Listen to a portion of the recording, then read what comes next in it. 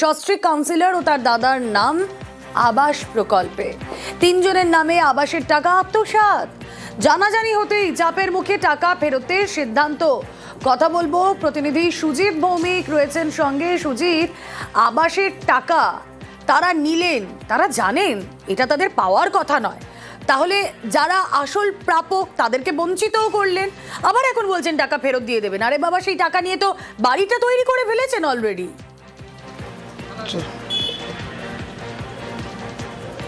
দেখো, তারা মানে কিন্তু তারা শুধু নয়, তারা বললে পুরোটা বোঝা যাবে না।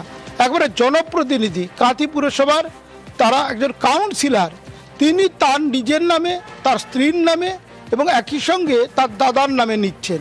এবং নিচ্ছেন মানে কি, নেওয়ার কথাই তো নয়, কারণ অবস্থাপন্ন যথেষ্টই অবস্থা রয়েছে, ভালো অবস্থাপন্ন হয়েও এভাবে বাড়ি নিলেন বাংলা আবাস যোজনায়, বাড়ির টাকা নিলেন এবং বাড়িটা পেল্লাই সাইজ, সেই বাড়িতে আরও ডেকোরেশন করছেন। কিন্তু গরিবদের জন্য, যাদের বাড়ি নেই, যাদের অসহায় অবস্থা, তাদের জন্যই রুমেলা কিন্তু সরকার ঠিক করেছে এই বাংলা আবাস যোজনায় বাড়ি দেবেন।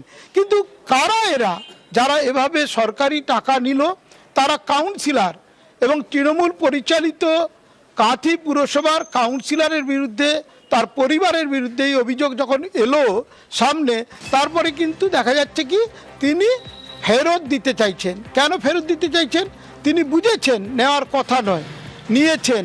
এবং তা নিয়ে শোরগোল যখন কাঁথি শহরে শুরু হলো তখন তার টনক নড়েছে। 2018 সালে টাকা নিয়েছেন, তখনও তৃণমূল পরিচালিত এই পুরসভা, কিন্তু তখন ক্ষমতায় ছিলেন অধিকারী পরিবারের সদস্যরা। সৌমেন্দু অধিকারী ছিলেন চেয়ারম্যান, তারা দলবদল করেছেন। এখন কাঁথি পুরসভার চেয়ারম্যানকে না সুপ্রকাশ যিনি গিরি, তিনি অখিল গিরির ছেলে, তিনি কিন্তু এখানে বিষয়টি ধরলেন তার কাছে অভিযোগ যাওয়ার পর।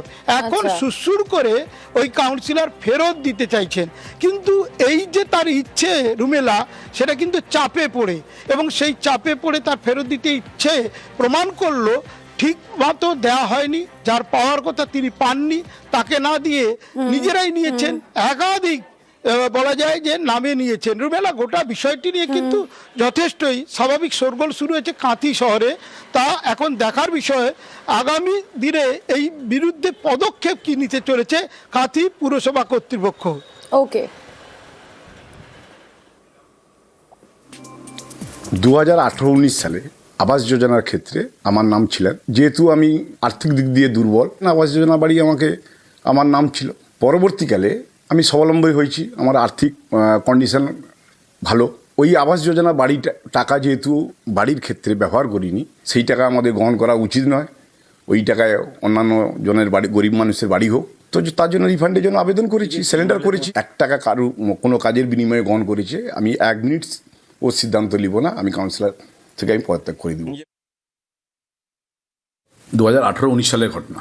আমি চেয়ারম্যান হওয়ার পরে আমার কাছে এটা একটা আবেদন আসে যে এই ধরনের একটা অভিযোগ আসে। কিন্তু অভিযোগ যখন হচ্ছে তখন তিনি তৃণমূলের কাউন্সিলর, কিন্তু যখন তিনি নিয়েছিলেন তখন কিন্তু তৃণমূলের কাউন্সিলর নয়, তিনি সাধারণ একজন কর্মী।